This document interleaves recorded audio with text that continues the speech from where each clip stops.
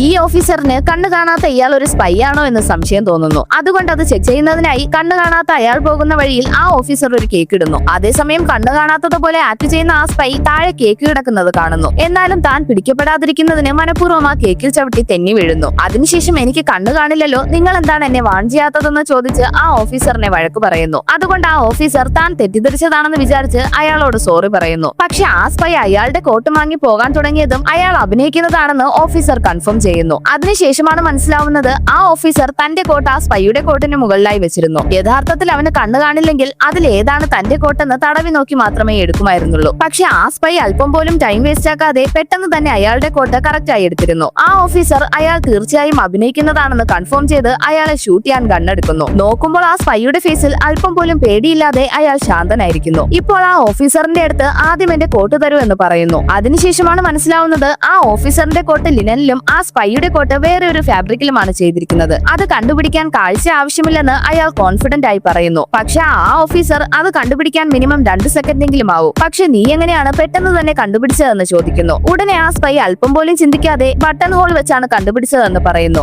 Actually അയാളുടെ കോട്ടിലെ button hole വളരെ റെയറായ സ്റ്റൈലിലാണ് തയ്ച്ചിരിക്കുന്നത്. അയാൾ കൈവച്ചപ്പോൾ കറക്റ്റായ ആ ബട്ടൺ ഹോളിൽ തൊട്ടത് കൊണ്ട് കണ്ടുപിടിക്കാൻ അയാൾക്ക് ടൈം എടുക്കേണ്ടി വന്നില്ലെന്ന് പറയുന്നു. അത് കേട്ടതും ആ ഓഫീസറിന്റെ ഫേസ് ചേഞ്ച് ആവുന്നു. അവസാനം ഹീറോ ആകാൻ നോക്കിയ ആ ഓഫീസറിനെ പൈ എല്ലാവരുടെയും മുന്നിൽ ഒരു ജോക്കറാക്കി മാറ്റുന്നു.